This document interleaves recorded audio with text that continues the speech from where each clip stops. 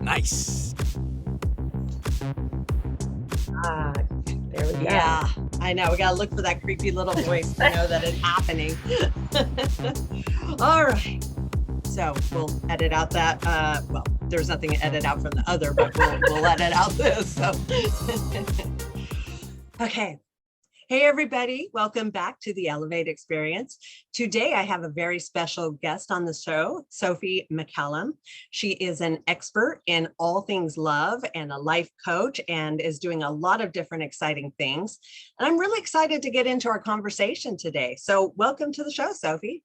Thank you for having me. It's such a pleasure to be here. Thank you. And so how did you become an expert in love? Well, I became an expert in, I don't know that I'm an expert in love as much as a wild proponent for radical self-love and self-acceptance, and not just self-acceptance so much in like, oh, okay, I'm okay with where I am today, but like really owning where you are today and all of the choices that brought you to this moment so that you can embrace all of the different parts of you, love all of the different parts of you, and get a real understanding for who you see yourself as so that you can live the life of your wildest dreams. And I got into this because I spent so many years completely unaware. In my case, my pain point was alcoholism and addiction, but everybody's got a different pain point. Everybody's got something that has, or almost everybody, I should say, has something that's kept them from true self-awareness, self-love, self-acceptance, and understanding of their spiritual side, their true self. I would actually agree with that. I mean, just from the addiction perspective, obviously, you know, with the drug rehab that I run, that is like it is the most common thing is some underlying trauma, something that occurred that, you know, what you did as a result of whatever that was. So I definitely think that is a very common thing, especially in addiction, for sure. Absolutely. And, you know, I'm most familiar with addiction, and through recovery, I was able to literally have like an aha moment where I said, I love myself. I mean, I'm sure know the lingo, we'll love you till you love yourself, is something that is said in addiction. And in recovery rather. And so creating a space for people with varying pain points, again, addiction or something else. And my process is really, we don't need to identify what your pain points are.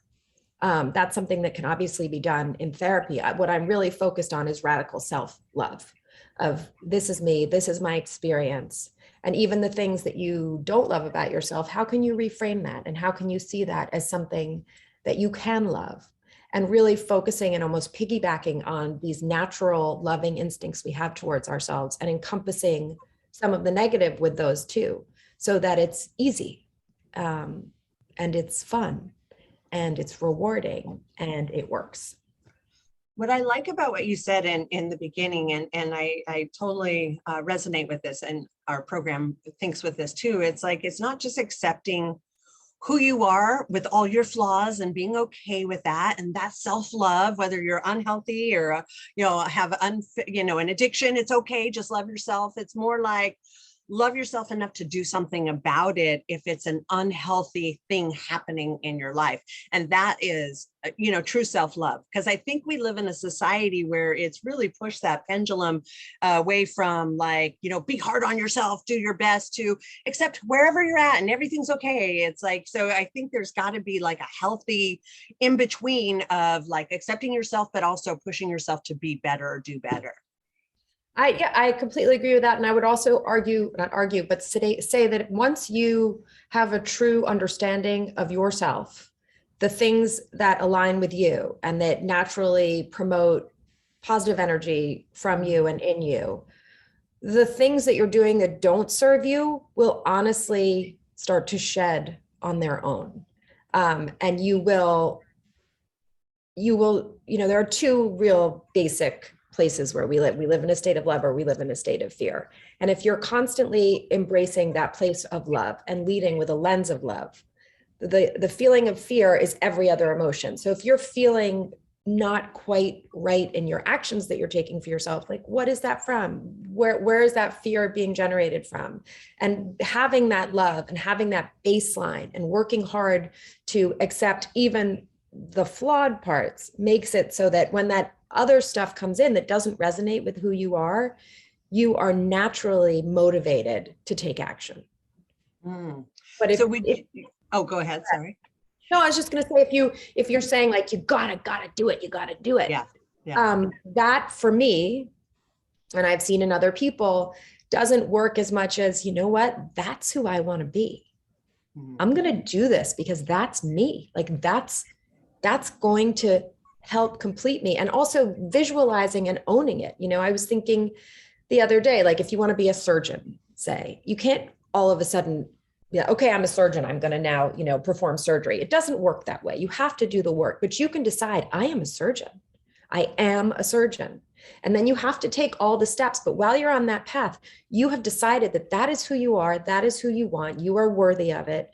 And that is the person that your loving self is going to get you to be. That is the goal. But instead of saying, I'm there, I'm doing it. It's treating the whole journey as the experience rather than just having these goals and pushing for the goal. It's loving every step of the goal. And sometimes steps on your goals and on your path are steps backwards. And sometimes you have to take a deep breath and be like, okay, today I didn't move forward, but I moved, and I'm going to accept the direction in which I moved, and it's okay. But I'm still going to be a surgeon, or I am on that path. I mean, surgery is a very strange topic because I do nothing like that in my life, but it's just where, you know, you can't just decide to be it, but you can decide that you are going to be it and you are there in that acceptance. Well, and I think that's so important because I think, and especially when people are in the midst of either running businesses or working and small kids, and like when it comes to self-love, it's like, I don't have time. And I think, you know, anything worth gaining, you have to invest that time, and you have to know that you're good enough and important enough in order to spend that time, which I think is funny because some people perceive they'd be taking away from something else if they actually put this time on themselves. Therefore, they can't do this because they need to, you know, this is more important over here. But really, the more time we can spend on ourselves, investing in ourselves, like you said, going towards those goals, we build a better foundation, and we're better there when we are there for those people and the jobs and the kids and things like that. And on top of time is the energy that you bring to time. We know how our energy affects time, right? We've all had the hour that never ends, and we've all had the hour that flies by. So like the energy we bring to our time actually changes that time. It changes our feeling and our perception of time. And there are times when you maybe say, like, I don't have the time to do XYZ for myself, but you spend more energy focusing on the fact that you're not doing it than actually just fucking doing it. Pardon my French, you know, like, and when you're coming from a place of self-love, you are watching that inner dialogue. You're making sure that your head is a safe place for your spirit. So that if you are saying, why am I doing what I do? Just do it. Like, don't engage in all that energy around your desires. Know that you're worth it and do it. And giving yourself that sort of support of love, of like, you can do it, you should do it, you can do it, rather than, oh my God, why don't I do this? Like, I'm such a mess. I never make time. Like, that's just, all that energy can go towards the goal. Just taking that step forward, like you said. Yeah, I mean, I've always, and I say this a lot, but the only regrets I live with are the ones where I felt like I wanted to do something, or I should have done something, and I did nothing. Then like you said, I obsess over it. And then that wastes all that energy, as opposed to, I should have just shown up. I should have just did it. Like, who cares? But I think, you know, I have the benefit of age and experience too, where now I have a long history of realizing, like, those are your only regrets. So don't do that. It's like, oh yeah, okay. Yeah. And, you know, sometimes it's funny. This morning, there's this Gotham, I think it's called Gotham Roller Derby. It's like a women's roller derby league that I've always wanted to do. I've always wanted to do it. Yes. They closed during COVID, and they're reopening, and they're going to have like a beginner's session on Saturdays all summer. And I'm dying to do it. But I just thought about my life and the other things I'm already engaged in and my family. And I realized, like, I can't do that right now. And it's not like I don't want to do it. I'm not, and I'm okay with the choice because I've looked at my whole life and all of the different, what I like to refer to as love centers, all of the different places where energy and time is required of me. And I recognize that I can't do it, but I'm totally okay with the decision because it's a very conscious decision. It's not like, oh, I'm going to blow that off, or it's not, I resent my family because I can't do this.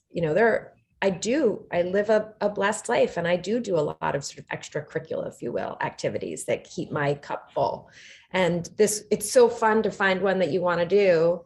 And it's okay because of where you are in your life to say, okay, not right now, but again, with no negativity, no resentment, no blame. Blame gets you nowhere.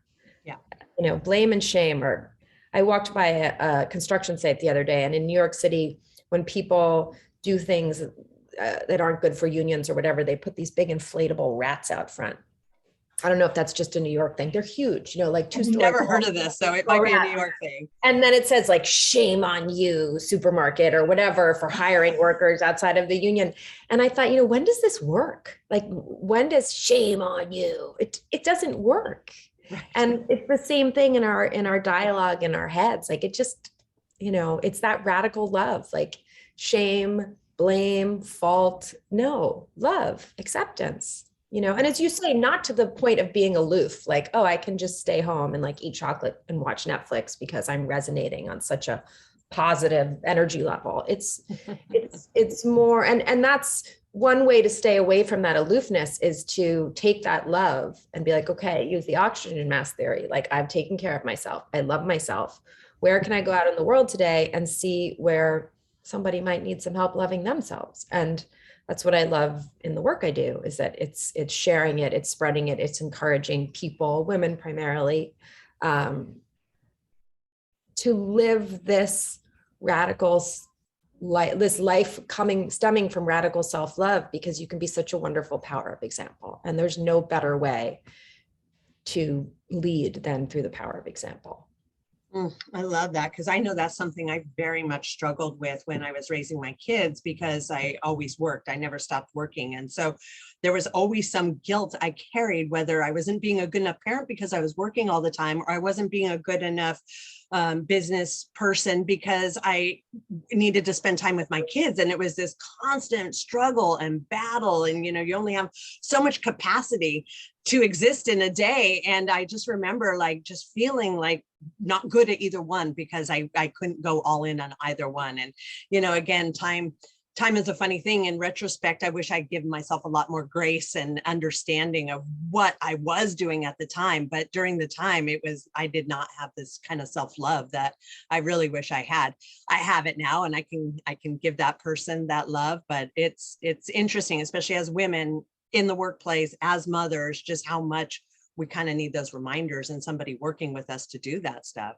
Well, and I don't know about you, but when I had small children and I was working, like the internet was just sort of coming to be. And, there were Lean In was written at one point, and that sort of discussed women in the workplace, but it was written from the point of view of a woman who had definitely gone all in her career. And, I was someone who I had the same situation. I worked in a service profession. If I wasn't with my clients, I felt guilty, like they were going to find someone else. If I was with my kids, then I felt guilty that there was never, I always, as you say, I always felt guilty about where I wasn't instead of living in where I was. And nowadays, one thing that I adore is how many resources there are on the internet and also in person for women in the workforce, and for awareness around, how spouses can help. And, when I was working, it was still very much like there was not a lot of dialogue about how to be a working mother and be supportive in society and even in your own home. It just wasn't there. Yeah, and not at all, because then you also have the guilt of, to be a good wife means you cook, you clean, you handle all this on top of this and on top of that and on top of that. So again, that's a whole nother hat that, I felt like I was guilty and failing in. Right. It's funny. I went to a seminar on all of this stuff recently, and my husband called me when I was on my way to the seminar, and he said, "So have you thought about dinner?"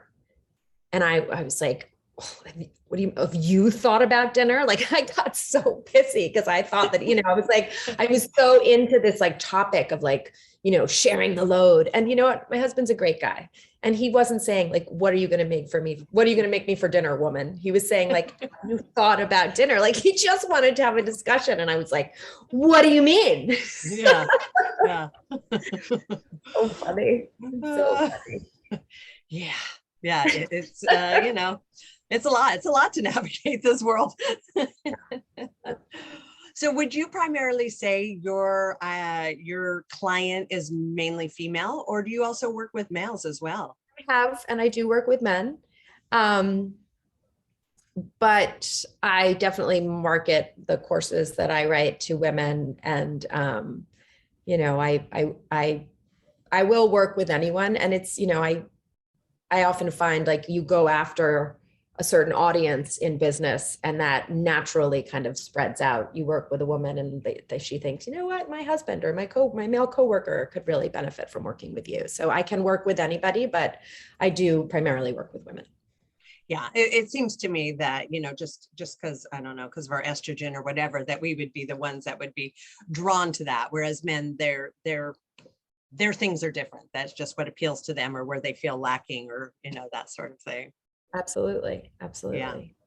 So would you say, and in the beginning, we talked about, it's either self-love or fear. Would you call those true opposites, as opposed to like love and hate? It's more like love and fear. I don't know about opposites, but more just states of being, two very opposite states of being. Hate is fear, right? It's what Star Wars taught me. Yeah. True though. Hate. I know. And I really have found it definitely personally, like anything over the years that I have hated, it usually comes from something that threatens me, wrapped up in that I hate,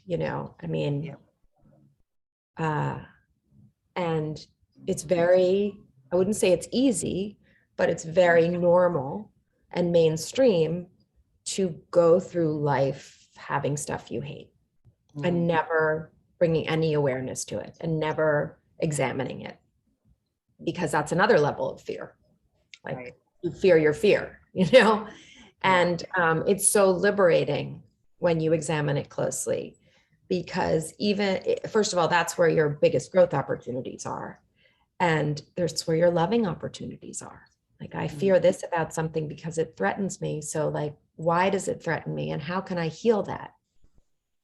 That's what I love about coaching is it comes from Stagecoach. You're going to start here and you're going to go there. I'm going to take you. I'm going to carry you. You're going to tell me, you're going to lead the way, but I'm going to carry you to this place you want to get to. And the journey is the process, and we're going to love every step of the way. But it's about, really looking at where you want to be, and how we want to get there. And any bumps along the road, any fear that we have, let's look at it. If you want to go down that road, but you're afraid to, let's talk about why. And we may decide not to go down that road, and that's okay. But let's not just keep going because you say, oh, don't go that way. Let's look at this through a lens of love.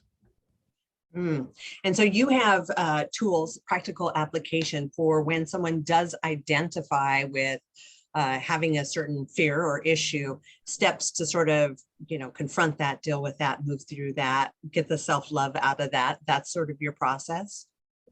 Absolutely.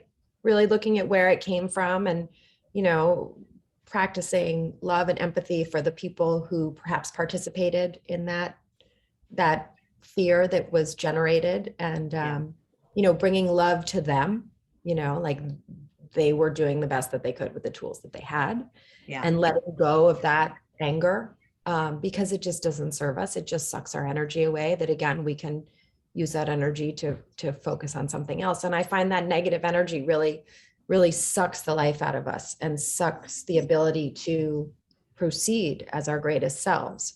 Whereas the energy of bringing love to that and saying like, okay, like forgiveness, compassion, that generates, that generates more and more and more and more and more love.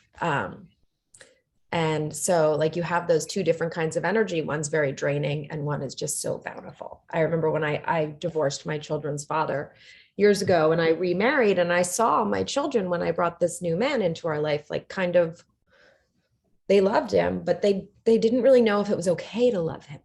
And I remember saying to them, love is not a pizza. Like when you get a pizza, you have 8 slices and then it's gone. Like you can love your father, you can love me, you can love this new guy.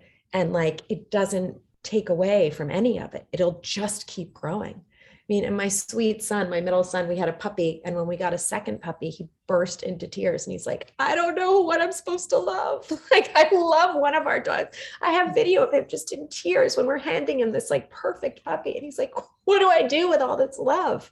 And I had to like guide him through giving himself the permission to just keep loving. Like it just grows. It's like this amazing resource.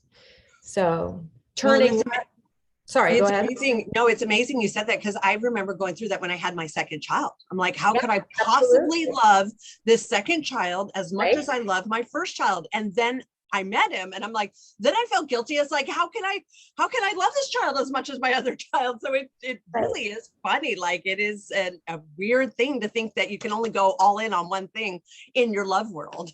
Right. Well, that's our fear, right? That's just fear, getting into a place where it has no business. And fortunately, a mother's love is like so strong that it puts that fear to rest, as you say, the moment you hold that child. But it's fear. So, and talking about it and saying to other mothers, like, I feel this way, like that's what's wonderful about today is stuff like we're doing, like all that dialogue, if you and there's dialogue on every level across the board with the spread of information right now. So like whatever you're into, you can really embrace, and it's so wonderful. It's true, but it can also be kind of overwhelming because there's so many coaches and experts and courses and opinions. And like, I could see also how it could be very overwhelming if you were trying to find something with everything that is out there. Right. Well, that's when faith comes into play, right? That you're going to come across the things you need to know and that you're not going to know everything. Yeah. And that it will be what it will be, and it'll take the time it will take, Absolutely. And that's part of enjoying the journey. It's making the journey the experience. I mean, I spent years so focused on goals that I was never going to obtain because all my energy was focusing on the finish line. And once you start to enjoy the process, you become less interested in the finish line. The finish line may even move. It may disappear. Yeah. Or it changes. It's like, I thought I wanted that, but now I'm seeing maybe that isn't really what I want, or that isn't going to be the thing that is my end, Yeah.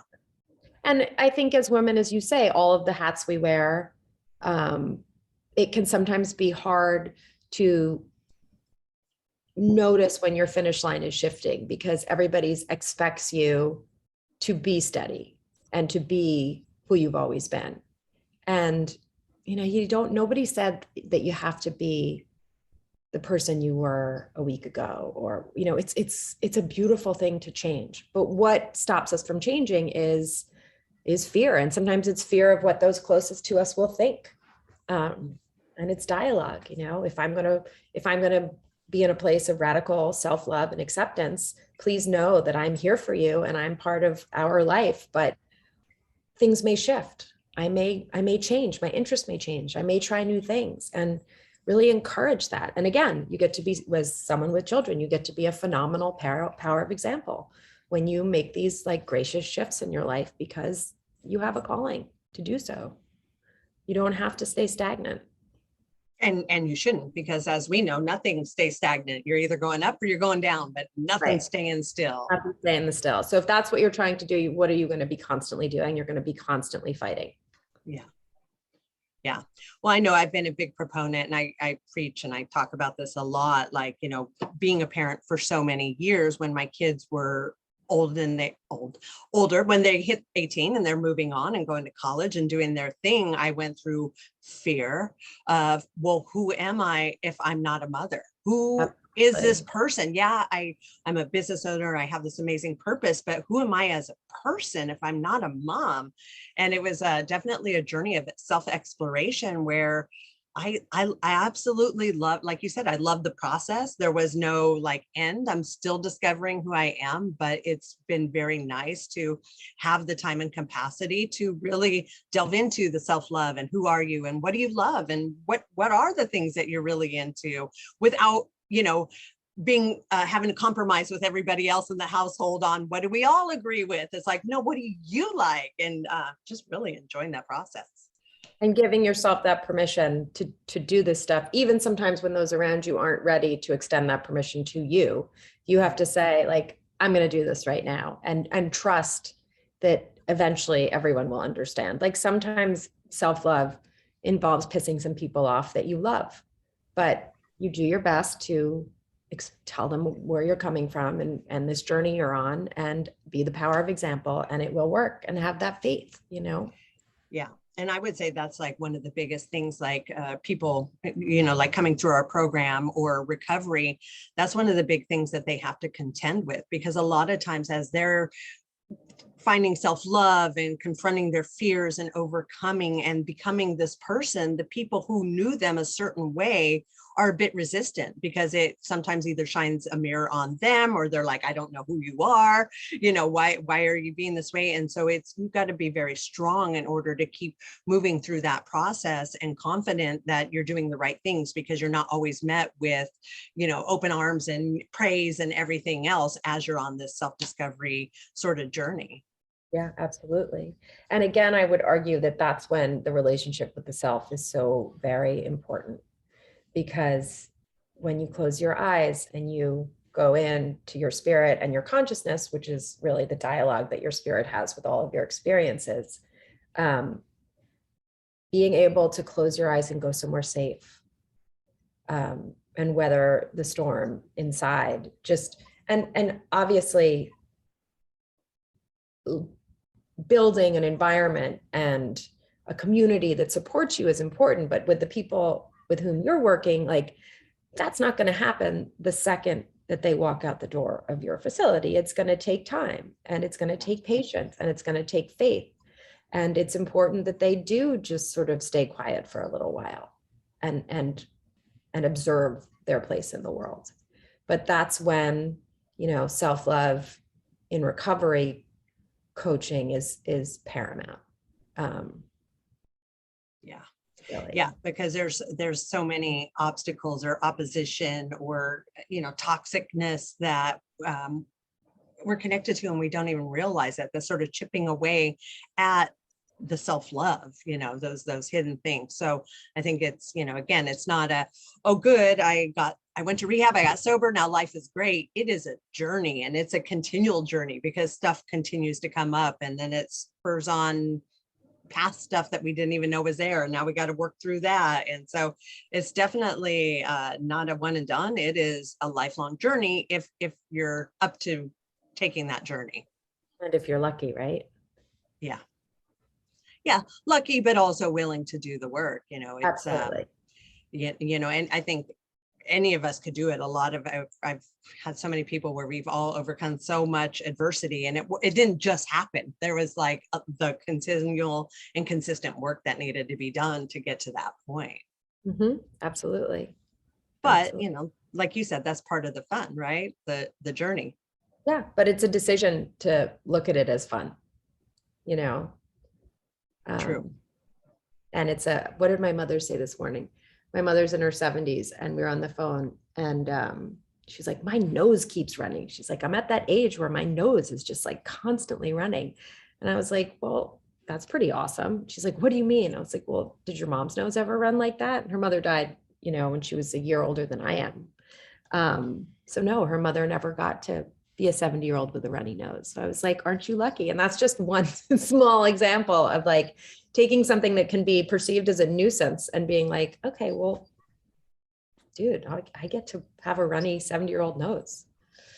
Absolutely. Well, and that's the whole part that you talked about. It's the reframing. And I even find myself doing this, like, I have to go do my second workout. I have to do this. And it's like, no, get to go do that. I get to do that. I am in a place where I get to do these things where other people don't have that kind of fortune. And it's just, you know, kind of like hearing yourself say it and then reframing it and remembering to, with that positive energy, as opposed to, oh, I have to, I get to, you know, and that's like what you said, where we just get the more continual good energy, as opposed to like the, oh, you know, the low energy and I have to do this. And, you know, the loathing that's super low energy. Identifying your purpose in those processes is really important. You know, like I was in a rock and roll band in my 20s. That's where I met my first husband. And then for 20 years, I didn't play music. And then during the pandemic, I put a band together and now we play. I mean, I played for like 4 hours yesterday and hoping to maybe play this afternoon. And like, it's a part of my life, but I was very clear when I started doing it that what is my purpose? My purpose is to have fun. Like, that's it. That is my only purpose. And that can really help, like with something, I mean, that's something I really love to do, but even with things that you sort of find yourself dragging your feet, like focusing on your purpose, like why do you get to do this second workout? You know, like you could blow it off, but what's your purpose, you know? Yeah. Yeah. And I love that. And that's, again, where it helps when you have someone like you to work with, like a coach, someone who, you know, can bounce things off of, you have experience where you hear it in yourself and you're like, oh yeah, I feel like I should be changing that. Yeah. That's the biggest, what I see the need for all of these coaches is we have, as a society, come to a place where it's, you know, dreading something and not wanting to do something has become the norm. Getting really excited for something is like, that's the anomaly. And let's reverse that, right? Like, let's live lives that we're super excited for. Yeah.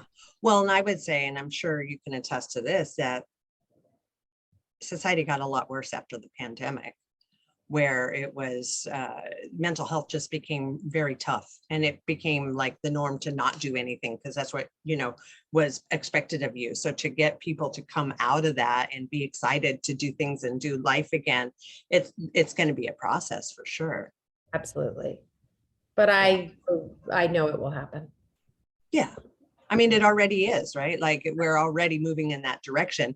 We just got to like help those who are like stuck and don't know how to take that first step. There will be those who will always be stuck, and that's their journey, you know, and each their own, I guess.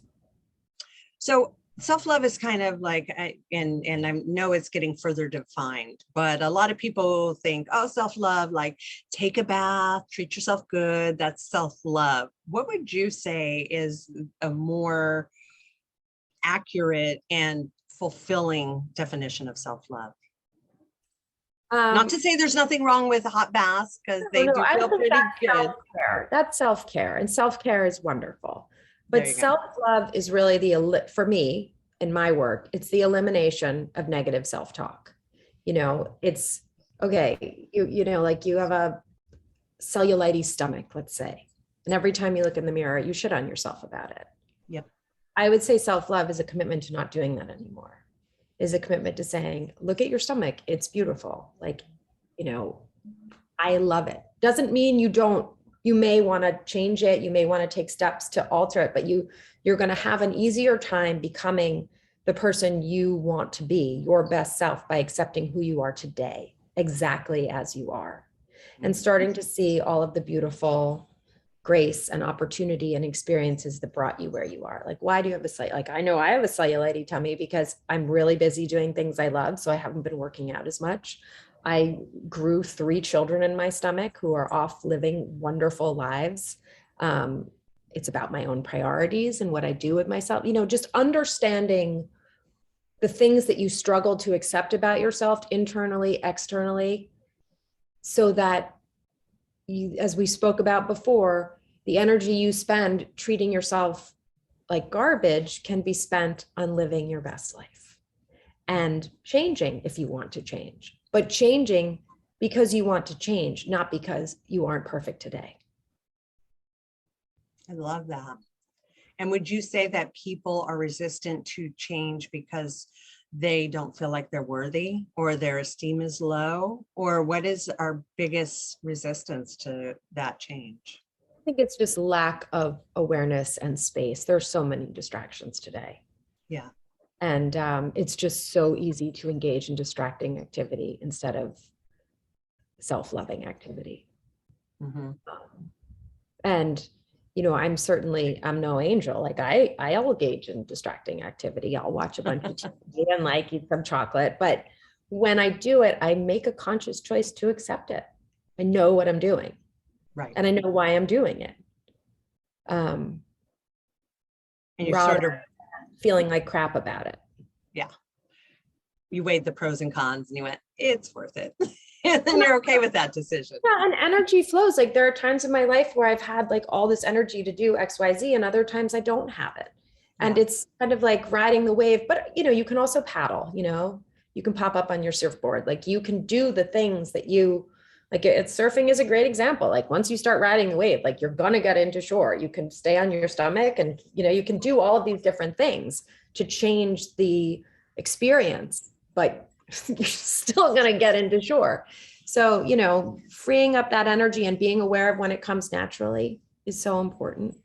And recognizing sometimes when you do need to step back and be distracted and just be human. Yeah. And give yourself grace, which was the big thing that I really had to learn, is to realize, you know, I made the choices I made, or I do what I do, and to give myself grace when I'm not like this 100% all the time. Like it's okay. Yeah, it's okay. And you might need it. Not only is it okay, it's necessary. We can't all be achieving at 150% all the time. You know, everybody's got to refuel the way they need to refuel or just reboot. So what would you say is having somebody, a close person to you, like, you know, your significant other, is that a big hindrance or help in the journey of self-love that you've noticed? What do you mean, having a significant other? Yeah. So, you know, a lot of times people will neglect themselves because they're all in on the person that they're with, you know, so it's like, you know, their world revolves around that person. Do you find that to be sort of a block? I mean, obviously with addiction, there's a lot of codependency. There's a lot of like, I'd much rather worry about you than me kind of thing. Do you find that to be a barrier when you're working with people in regards to self-love? Yeah, absolutely. Sometimes, yes, sometimes no. I do find a lot of the times it's a barrier that is created internally by the person with whom I'm working. Um, you know, because they haven't, again, decided inside to love and accept fully. So they've never even asked their significant other to love and accept fully. And it's also a journey. And once you love and accept yourself fully, you can give more freely of yourself because there's nothing threatening you. There's no fear. You know, you have a fundamental understanding and relationship with yourself. So you can then share more of yourself with the people around you because that can't be taken away. You have that security. I mean, it's your rock, you know, it's your roots. Yeah. But and then of course there are situations where relationships aren't healthy and people do come to those decisions. But I think very often in relationships, one's partner will engage in the language of love once you figure out how to ask them and invite them in. I love that. Self-awareness makes us put up those fear boundaries, which keep those people away. Yeah. Well, and we see that a lot, you know, in recovery is, you know, you have to evaluate if the people in your life are truly good for you and have your best intentions or not. And then like I said, we see a lot of codependency. So it's not always like a self journey. You've got to include the people around you in order to see like if it's going to work on that journey. Right. But it's not really fair to get frustrated with the people who are supposedly on this journey with you when you haven't invited them. True. You know, you haven't let them in. And a lot of reason people don't let people in is fear. They fear that they don't know who they are, so they don't know how to share of themselves. I mean, I was guilty of that for decades, you know. So, and it wasn't until I really knew who I was and I was, you know, a sober-minded woman of grace and dignity that I could say to my spouse, like, I have never given you all of myself because I hadn't given it to me. I didn't know what I was giving. And then once you know what you're giving, you can give freely of yourself because because that energy is boundless, right? It's not draining. I love that. So would you say you're a big fan of the 5 love languages? Do you feel like that's Yeah, it's true? I do. Yes, I do. I do think so. Yeah, And you? I just started learning about that a few years ago, and it totally made sense to me, like how, now we're actually reading it as a business place, like 5 languages of acknowledgement. So like how to look at our employees or the people that work for us, because it's true, some people respond in a different way, feel heard in a different way, or get totally upset when you give them love or in a different way. And the way that you're giving isn't always the way you like to be received. So it is very fascinating. And I'm starting to like understand the nuances of that. Yeah, it's very interesting. Yeah. I have a lot to learn about it, but from what I've read, I'm definitely attracted to those ideas. Yeah. It's just more tools, more in depth. Right. So Right. do you still do stuff working on yourself in today's times with where you're at in life? Do you still invest? Oh, yeah, absolutely. Absolutely. But to me, it is primarily a constant process up here. The self-care part is less important to me than the attitude part. I mean, I take care of myself. I used to be a personal trainer. I love healthy food. I had a juice business at one point. So I've always been interested in wellness. And so I naturally do take care of myself. I'm not a 6-pack of soda and a steak for dinner. Like that's never been me. So that sort of natural wellness is something that's been integrated into my life for a long time. But I still not fight, that's not the right word, but I still struggle to practice what I preach because it's a constant process. I still have to not send myself vitriol in the mirror and not be self-sabotaging and not, I have a course launching this week on the internet, and I was really uncomfortable yesterday. And I realized I was uncomfortable because it's launching and I'm going to have to show up and I'm going to have to believe that I am worthy of following through with everything that I'm offering. And that's scary. So for me, that constant self-love is reminding myself that I am perfectly imperfect and that I need to believe that I am worthy of my dreams or I won't be able to follow through on them. So that's really, my emphasis for myself and my self-love isn't like, I'm going to diet and exercise appropriately. It's just radical acceptance and acceptance, not acceptance in a way that you're like settling, but that you're really taking a conscious, compassionate look at yourself, every part of yourself. And I have to do that on a daily basis, or I will be guilty of negative self-talk, which is just, I think, the root of evil for us. It just 100%. stops us in our tracks. So, yeah, it's a big part of our program is addressing negative self-talk and, we're definitely are teaching clients how to infuse that with instead positive psychology. And so much of that is seeing the glass is half full, seeing the silver lining. Yes, that sucked, but what good came out of that? And then even just the recognition of negative self-talk. I don't think a lot of us, unless we're saying the words out loud, even realize or hear the negative self-talk that is occurring or can continue to play in our heads over and over again. And I think especially for women, a lot of our negative talk is about our appearance. Yes. And it's about, our physical selves. And when I talk about conscious, compassionate self-love, like bringing some consciousness to the fact that like there are multiple billion-dollar industries trying to sabotage you on a daily basis, trying to make you feel like you're not the right size, you're not the right look, you haven't achieved appropriately, so that you will buy their stuff. It's food, it's the diet industry, it's makeup, it's fashion, it's all of this stuff.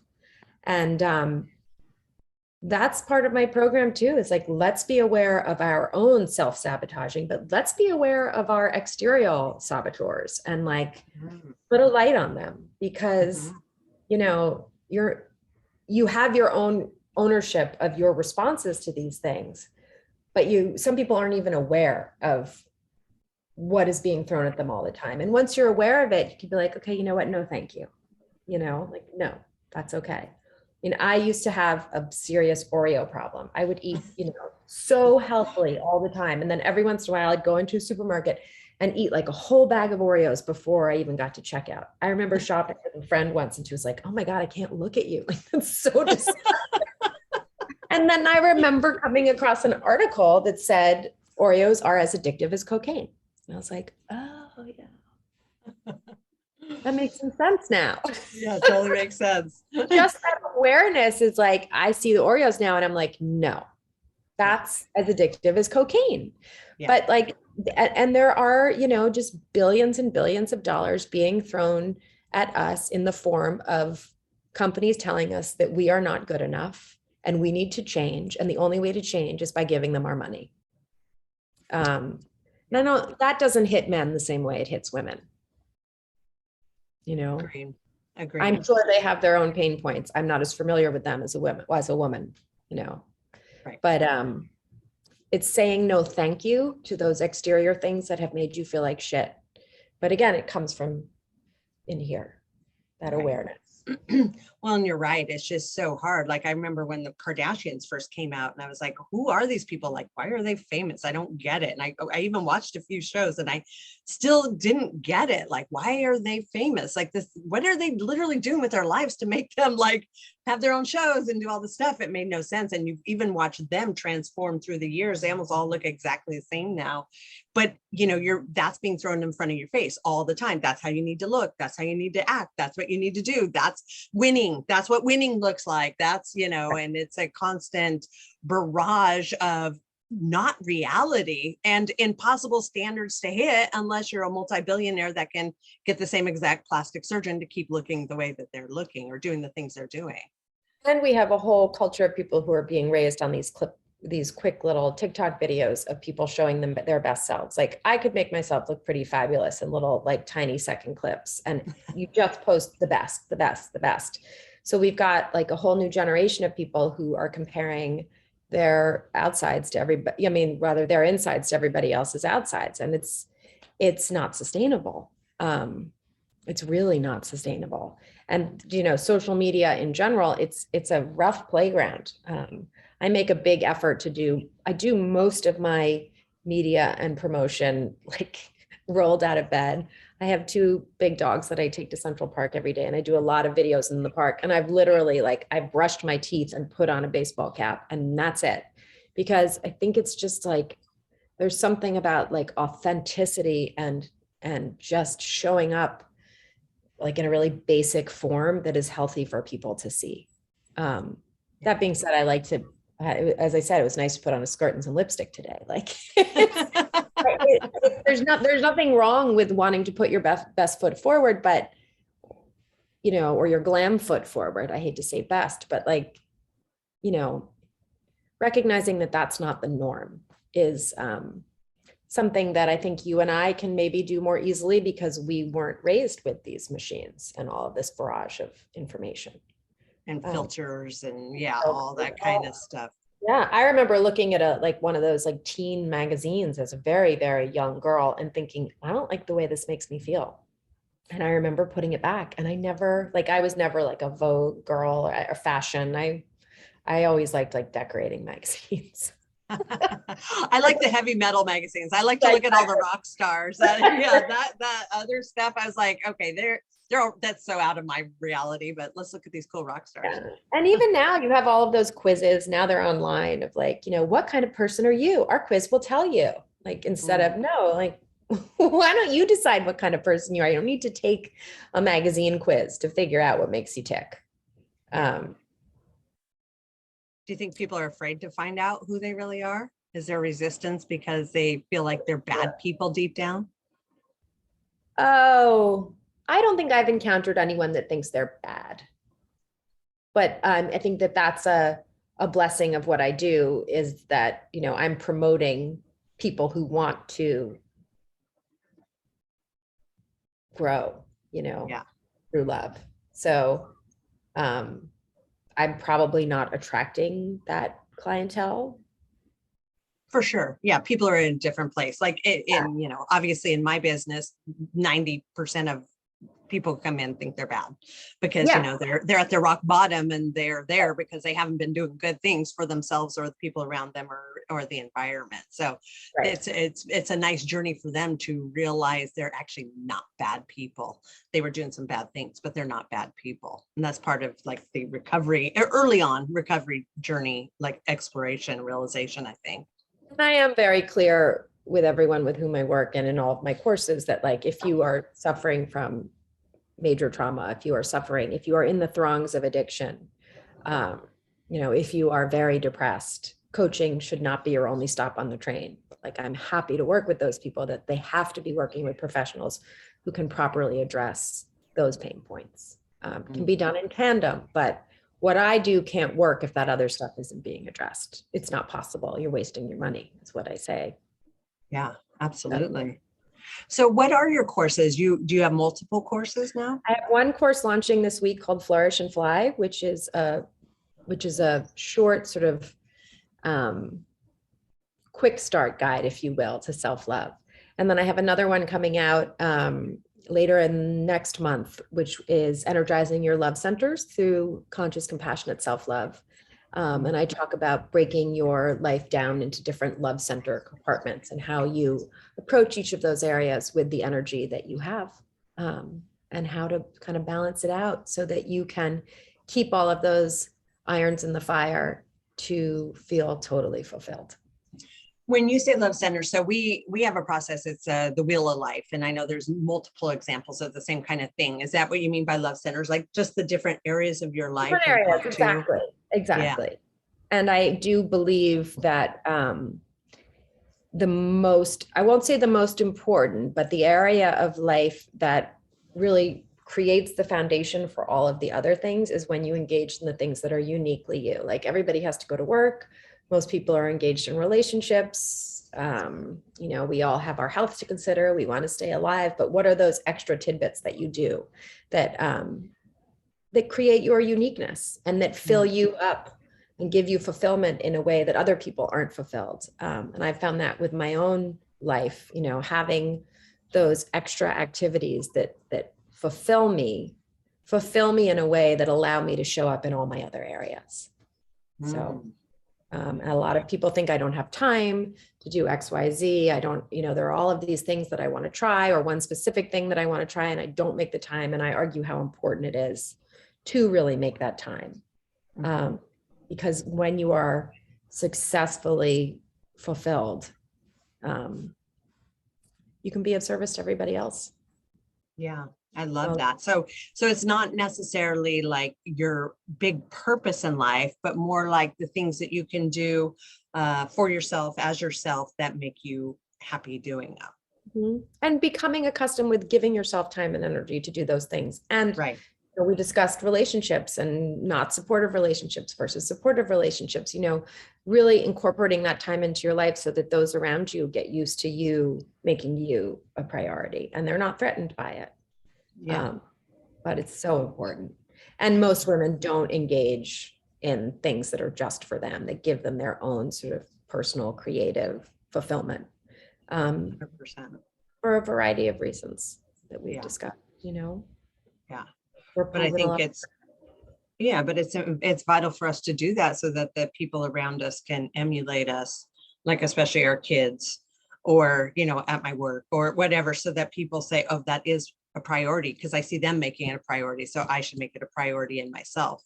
And that's where it gets confusing, because you think you're being selfish for everyone around you, but really what you need to do is show that you're investing in yourself and creating that sort of view from everybody else. Yeah. And there's often this narrative going on that if you go all in one area of your life, like that's the best thing you could do, you know? Yeah.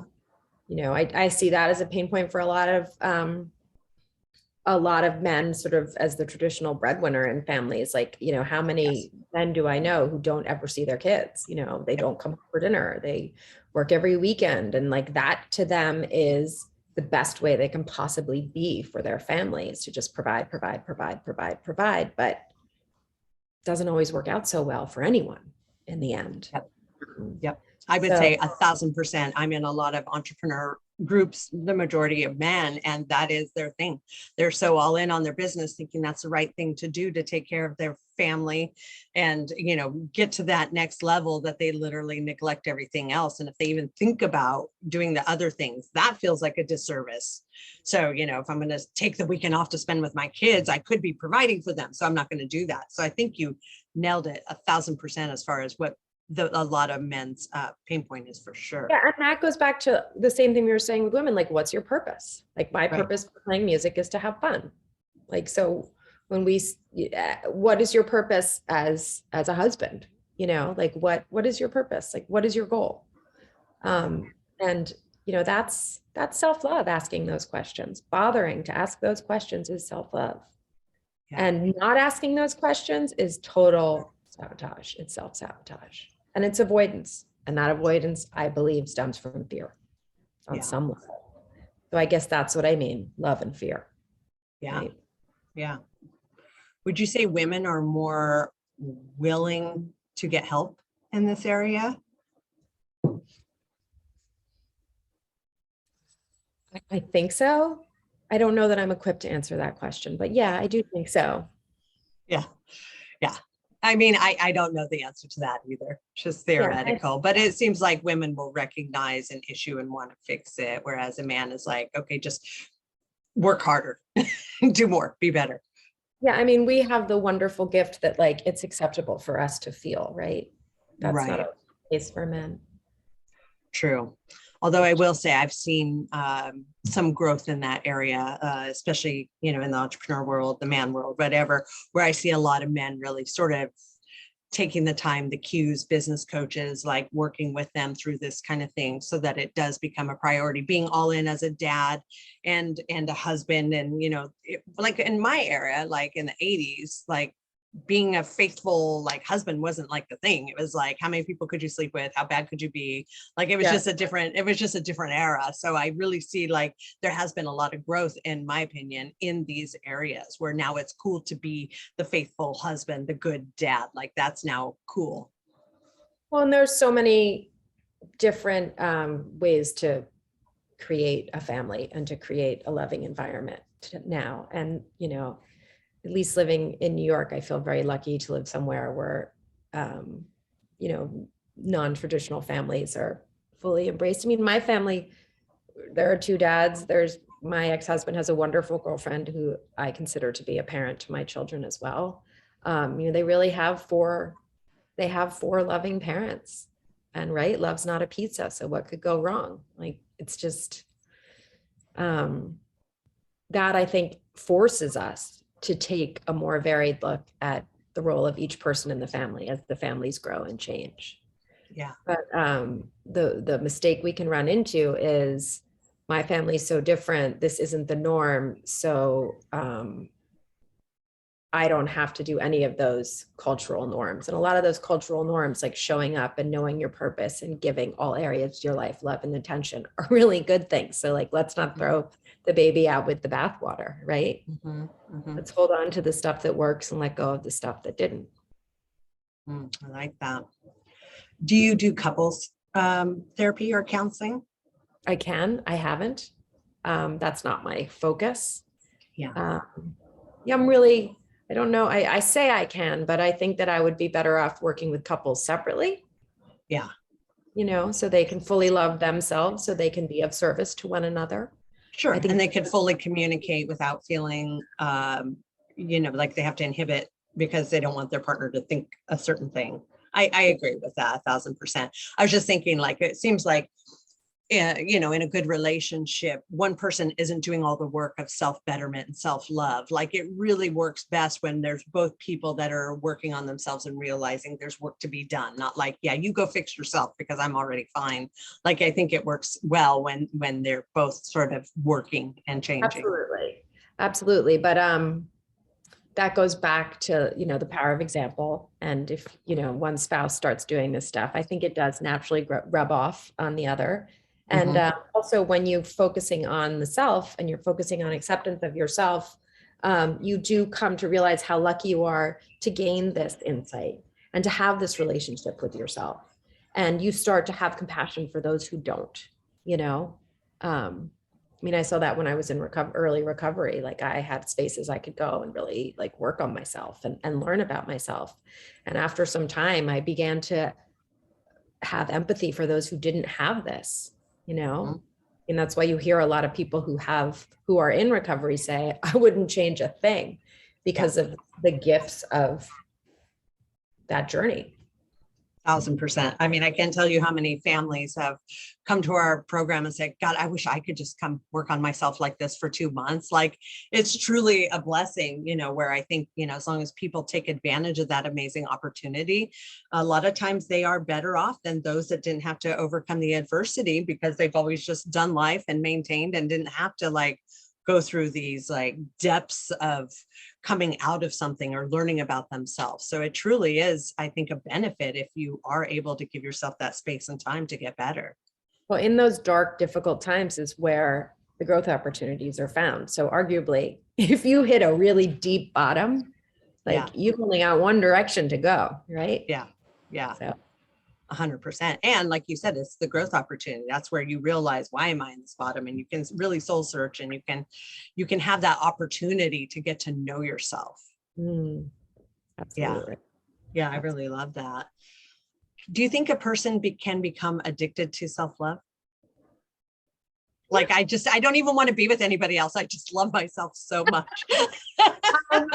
No, I think that that might fall into like self-reliance. Maybe I don't know. I think that once you become aware of the sort of spark of your spirit, you can't help but want to engage with other people and share that and surround yourself by, others.